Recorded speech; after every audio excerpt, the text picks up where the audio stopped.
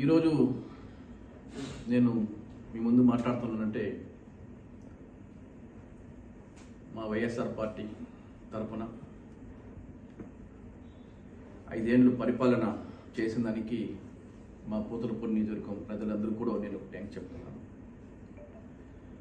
ఈరోజు నేను ఇంత కష్టపడి ఒక దళితుగా పుట్టి ఎక్కడో చిత్తూరు మండలంలో పెరిగి పూతలపూడి నియోజకవర్గంలో ఎమ్మెల్యేగా అయ్యి ఈరోజు నేను మంచి కార్యక్రమం చేసి మా ముఖ్యమంత్రి గారికి ఒక మంచి ఎమ్మెల్యేగా నేను చేసినాను. కానీ ఈరోజు నేను చేసింది తప్పు ఏమీ నాకు తెలియదు. కానీ ఈరోజు మాకు సీటు కేటాయిస్తలేదు అని చెప్తున్నారు. మా తప్పు ఏముండదని కూడా ఆయన ఒకసారి తెలియజేస్తున్నారు.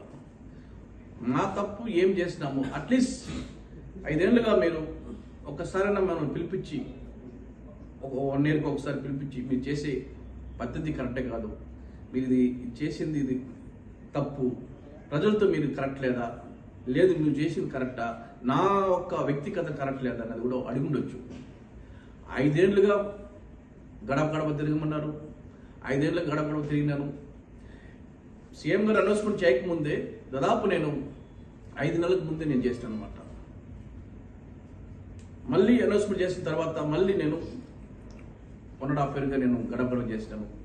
చిత్తూరు జిల్లాలో నేను చేయకుండా ఎవరు చేయకుండా అన్ని పూర్తి చేసినాను అనమాట. చేసి సీఎం గారేమో మీరు గడప గడప చేయండి నేను చూసుకుంటున్నారు. ఈరోజు చూస్తేమో మీ పర్ఫార్మెన్స్ బాగాలేదు, మీ సర్వే బాగాలేదు అంటున్నారు. ఇది ఎక్కడి నుంచి ఎక్కడికి కరెక్ట్ అది కూడా మాకు అర్థం కలగచ్చేసి. అంటే మీకు దళితులు అంటే ఎంతవరకు కరెక్ట్ అనేది కూడా కొంచెం ఆలోచించేసి. అంటే ఈరోజు పూతలపూడి నియోజకవర్గంలో దళితులు ఎక్కువ ఓటు శాతం ఎక్కువ ఉండాలి వచ్చేసి. దాదాపు 80,000 ఓట్లు దళితులు ఉండాలి వచ్చేసి. బీసీలు 60,000 ఓట్లు ఉండాలి వచ్చేసి. ఇప్పుడు ఈరోజు మీరు సర్వే బాగలేదు, మీకు వ్యతిరేకం ఉన్నది. వ్యతిరేకం ఉన్నప్పుడు మా ప్రజలంతా పిలవండి, పిలిచి మాట్లాడండి. వ్యక్తిగతం ఏమున్నది, ఎమ్మెల్యేకి మీకు ఏమైనా ప్రాబ్లం అయింది అనేది చాలా మంది నాయకులు ఉన్నారు, మా కోసం కష్టపడ్డలు ఉన్నారు. మాతో 5 ఏళ్ళుగా కాలంతో పాటు మేము నడిచినాం వచ్చేసి. నాకుండే నమ్మకం మీద నన్ను ఇంతవరకు నడిపించినారు. కానీ ఈరోజు ఒక్కో రోజుల్లో వచ్చి మీరు మీ పర్ఫార్మెన్స్ బాగాలేదు, మీ సర్వే బాగాలేదంటే సర్వే చేసింది ఎక్కడ సర్వే చేసినారు? ఐబ్యాక్ సర్వే అంటే కరెక్టా? ఏ రోజులో ఐబ్యాక్ సర్వే అనేది మీరు ఆలోచించవచ్చు. డబ్బులు ఇస్తే ఏమైనా చేస్తారు ఐబ్యాక్ వాళ్ళు వచ్చేసి. ఎంతవరకు ఎవరికి రాస్తారు, ఎవరు తలరత్త మార్చేస్తారు. అంటే లాస్ట్ ఎలక్షన్కి ఐబ్యాక్ ఏమైనా మీకు ఏదైనా రిపోర్ట్ ఇచ్చినారా? మీరు మాకు నమ్మకం పెట్టి మా మీద మీరు సీట్ ఇచ్చినారు. 30,000 ఓట్లు నేను గెలిచాను వచ్చేసి. ఈరోజు 30,000 గెలిచింది ఈరోజు ఎంతో రావచ్చు, సగం వస్తుంది, ఏదో ఇంకొకటి ఎక్కువ రావచ్చు. నేను చేసిన కష్టం నాకు ఉండాలి.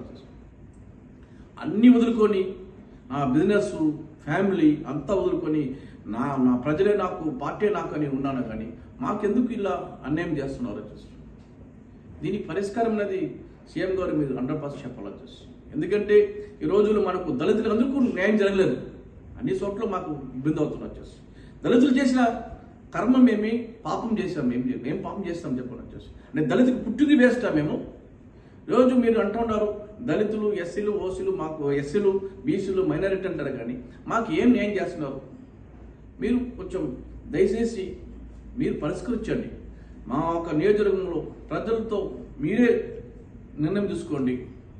అందరూ లీడర్లు, క్యాడర్లు ఉన్నారు, పిలిపించుకోండి, మాట్లాడండి, న్యాయం చేయండి చేసి. అది లేకుండా సర్వే లేదు, సర్వే బాగాలేదంటే ఏ సర్వే బాగాలేదు వచ్చేసి ప్రాక్టికల్గా వచ్చి మీరు చూస్తే మీకు తెలుస్తుంది. అది లేకుండా సర్వే బాగాలేదు, మీకు ఈసారి కాదు అనేది కరెక్ట్ కాదు. 5 ఏళ్ళుగా మేము కష్టపడింది దేనికి? ఏం ఫలితం వచ్చింది? మమ్మల్ని ఇంత కష్టపడి 5 ఏళ్ళకి అన్నీ మీరు 5 ఏళ్ళు కష్టపడి మీరు చెప్పింది మేము చేసినాం. మేము చేసింది ఏం లేదు కదా. మేము చేయాలంటే కూడా మాకు పైన అధికారులు ఉన్నారు, పైన మంత్రులు ఉన్నారు, వాళ్ళని అడిగి మేము చేసినాం. కానీ మేము ఓన్గా ఏం చేసింది ఏం లేదు.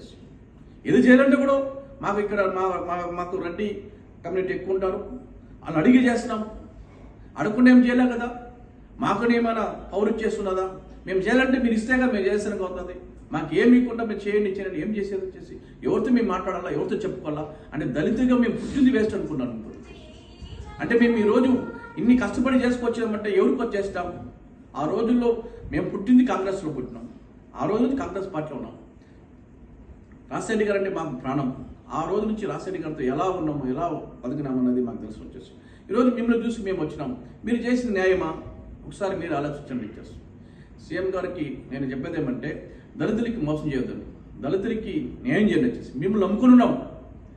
మన పార్టీ అనేది మాకు గుర్తిస్తున్నారు. వచ్చేసి మా పార్టీ అనేది మేము ప్రాణం ఇస్తున్నాం. గతంలో నాకు ఎలక్షన్ అప్పుడు నన్ను కొట్టేస్తే సచ్చి బతికినాను. 1 monthగా కోమా స్టేజ్లో ఉన్నాను. వచ్చేసి మీరు ఇది కూడా మీరు చూడలేదంటే ఎలా చూస్తారు? వచ్చేసి ఎవరి కోసం నేను నిలిచినాను? వచ్చేసి పార్టీ కోసం, పార్టీ బాగుండాల, పార్టీ కోసం కష్టపడుతున్నాను అనమాట. వచ్చేసి అన్ని విధాలుగా నేను పార్టీ కోసం ఉన్నాను. వచ్చేసి ఇటువంటి ఒక నిర్ణయం తీసుకునేది మీరే ఆలోచించండి. మేము ప్రాణం పోతే వరకు వైఎస్ఆర్ పార్టీలో ఉంటాం. మేము మోసం చేసేది మాత్రం లేదు.